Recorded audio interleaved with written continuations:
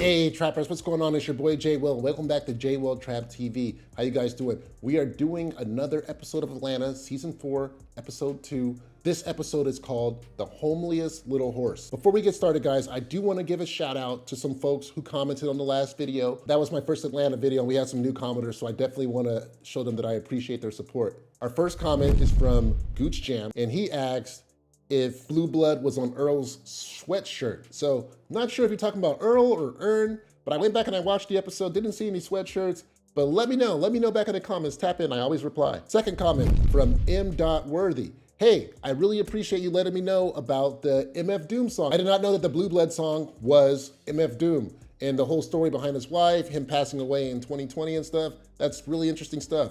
Let me know how you found that out. And that's it for the comments, guys. And honestly, real shit, the reason I started this channel is because I wanted to kind of interface, talk to the community. So always comment, let me know how you guys are feeling. I used to go to work and be like, yo, you watch this TV show, you watch that TV show? And they're like, nope. You know, I work with a bunch of white dudes, so yeah, never had anyone to talk to, but now I got you guys. So hit me up, let me know, I'm always gonna reply, all right? Yeah, I'm your boy. With all that said, let's jump into the recap. So we start the episode off, there's a woman smoking a cigarette. We're like in an apartment complex, not the nicest part of town.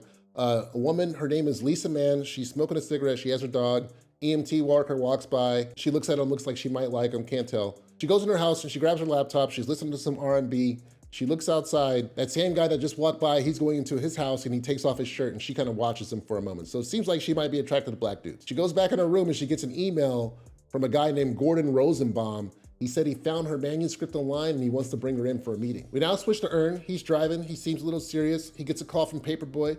Paperboy tells him that he can't get into his gamer tag, and Earn manages the situation, helps him get into his account. Pape asks him, yo, what are you doing today? And Earn says that he's going to therapy. Pape makes fun of him. He says, yo, you throwing all this money around for nothing. You're throwing my money at therapy. So what I got from this, they are making money. They are successful. There is nothing in the way. They are successful artists. We now switch to therapy, and this is an interesting scene because this is season 4. There's still a lot to cover. There's still a lot of questions we need to answer, and we get a lot of dumped right here. So we're in therapy, and we find out that he's off probation. We find out why he was expelled from Princeton, and we also find out that Princeton wants him to come speak. During this meeting, he's getting blown up on his phone. He's getting text, and the therapist is like, yo, man, if you want me to help you, you got to kind of tune that out, and you got to give me your 100% undivided attention. We find out that Earn thinks he's having heart trouble and arm pain, and he went to a doctor to get it diagnosed, and they told him to see a shrink. He went to go get a second opinion, and they told him the same thing. He says he doesn't think he has anxiety or depression because he's making more money than he's ever made, and things are going better than they've ever been. He says he's moving out of state, and he's gonna get a new job in creative consulting, and he hasn't told Van about it yet. He's worried about the distance between him and Lottie, and he really wants to be here for her right now because it's a critical stage in her life. I wonder how old Lottie is now. He starts to feel chest pain and he asks to lay down, and he lays down on the floor. So we're back with Lisa. She's at that agent's office. Funny thing is she walks in and Tracy is the front desk person. Looking good, not bald anymore, got a good amount of hair on the head. No waves though. Tracy takes her into Gordon's office and Gordon, thrusts all this information on her. He tells her, hey, you need to go hire a publicist, you need to go get your hair done. I'm gonna have you come to this reading. Your book is special, it's gonna take off. This could be like the next Harry Potter. All this is thrust on her and she's feeling good, she's buying into it. She's like, oh yeah, for sure, I'm about to do all this. It's kind of fishy though, because if this was like a big office, if this is like a big publishing company, wouldn't this office look a little nicer?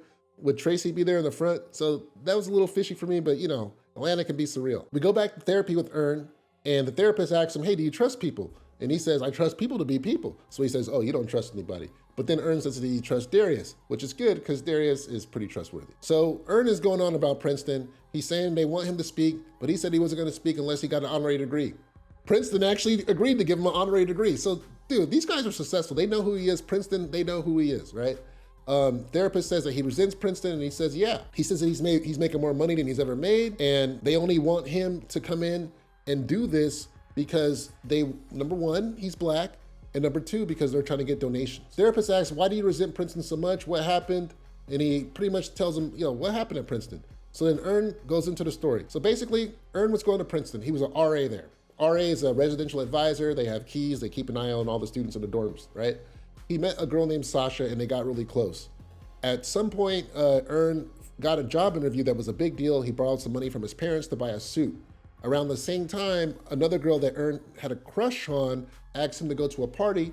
So he agreed to go to the party, but Sasha was a few stalls down in the library, and then she offered to take Ern's suit to her room to keep it safe.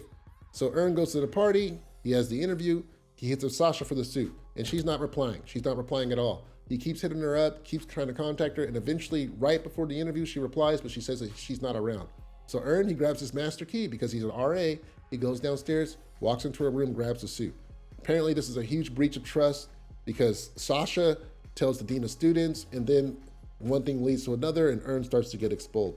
Ern's really upset because he feels like they treated him like a gorilla, that went into her room and thrashed things around. They were calling him like a rapist, all these things, and also too, he never got to speak to Sasha again. So, Ern had a lot of potential. No one would believe him no matter how much he apologized. No one would give him a second chance. They just went from 0 to 100 and expelled him. So really unfair situation, and it's really kind of hurt him and had a lot of pain going forward in his life. We go back to Lisa, and she's with a friend now in a restaurant. Inside this restaurant, if you look closely, you can see Kendrick Lamar. I see you, boy. Hey, so these guys are talking, or these girls, they're talking, and her friend remarks, hey, you seem really excited. Are you getting laid? And she's like, no, I got, these people are interested in my book, and it's doing really well. I'm gonna go do a reading, and it could be like a big Harry Potter kind of thing. Woman's super excited. And she tells her friend, are you gonna support me? And her friend's like, I've been giving you like $500 a month. I can't do that anymore. I can't support you. So basically you find out this woman, she's down bad. Like she really needs this deal. Like this is really gonna help her. She's borrowing money from her friends just to survive. And then she's getting mad and treating her friends bad when they don't support like anything that she wants to do. So we're back at therapy, and this is actually a different therapy session. Therapist gives Ern a gift. It's actually a pillow. He asks Ern, hey, so what happened with the Princeton thing? Did you go do the speech? And Ern says, yeah, actually, I did try to go do the speech. I went to the airport. He went to the airport. He had he forgot his wallet, so he tried to use his passport. And in the airport, there was a woman who was, extremely rude. She wouldn't let him through. She wouldn't let him use the passport, even though it was for a domestic flight.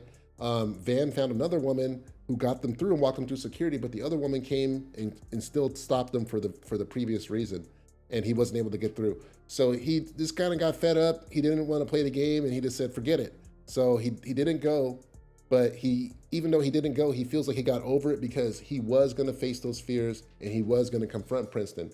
He is still upset, though, that he didn't get to spend that family trip with Van and Lottie to let them know that he's going to be taking that new job in LA. After he tells them that he's kind of over the situation, he goes up to the therapist and he says, hey, I don't think we need these sessions anymore. You give me enough tools for me to handle this on my own. Therapist thanks him, says, normally people don't even come and do this, so I appreciate that. We go back to Lisa, who's now at the library. She's trying to get into the library with her dog, but then she meets a clerk, and the clerk is like not having it. She's like, nope, you can't get in with the dog. She even tries to bring out a piece of paper saying, hey, I'm allowed to bring this dog in here. This is for my doctor. This is fine at the airport. Why can I get in? Lady tells her, nope, sorry, you can't get in. So she goes in without the dog and does the reading. There's a lot of people here at the reading. There's some photographers, looks like some reporters, looks like maybe a publisher who might be interested in her work. There's some kids, and they're all ready there. They're all ready for her to start reading. So she starts to read, and the kids lose interest really quickly. They start making fun of the horse in the book. They say the horses are farting. The publishers, they get up and leave. A fire alarm goes off. It's just terrible. It's just like all the bad things that could happen. She keeps getting interrupted. She starts to lose courage, and she starts crying while she's reading the book, and they just tell her to finish. We find out this is being filmed, and it's being transmitted to a bar where Ern is having a party. He has Darius there, Pape is there, and all these people are there. So Pape and Darius ask, well, what's this all about? And Ern says that he paid all these people to harass and trick this woman that gave him a hard time at the airport 2 months ago. So Lisa is the woman from the airport. Lisa's the woman from the airport. She's the one who gave him a hard time, who wouldn't let him through, who messed up his family trip. So because she messed up his family trip, he hired a bunch of actors to pretty much punk her, make her think that she was gonna get a publishing deal, but really she's not, pulled the rug from under her, and now he's just sitting there watching her cry in her car. Darius tells him, that was really extreme, man. Like, you're really holding on to that? Ern is like, doesn't really care. So those guys, they walk off, they call it some petty ass shit, and Ern's thinking about it, and he's kind of like, man, maybe I should have stayed in therapy, right? Because, when we think about this as an audience, we look at this, and yeah, Ern didn't really learn anything, from all these experiences and stuff that he's been throughout his life, where someone bigger than him stepped on him because he was smaller. The second that he became bigger than someone, the second that he had the resources to hurt someone, the second that he had the resources to retaliate, he used those resources to retaliate it. And even though he told the therapist that he had the tools to cope with these kind of things, he really does it, because if he did, he wouldn't have gone and done this petty thing. So it's really interesting. Really interesting, the parallels of it. And we're just kind of, and this is what I was talking about the last episode. This season is going to be about them coping with this new fame. How could they be good people now that they've gotten success? How can they be really good people and affect change? How can they make it so other people aren't in the situations that they had to grow up in and struggle through to get through? So that's what this season is going to be all about. I'm your boy Jay Will. Make sure you hit that like, hit that subscribe, and put a notification bell when I go live or make a new video. Sorry, you guys. Yesterday, in my last video, it was my birthday yesterday. I was a little faded, so I had to get that one out. And yeah, so thank you guys. Hit that like, hit that subscribe, put a notification bell. I will see you guys on Saturday or Sunday for the Kanan review. All right, peace.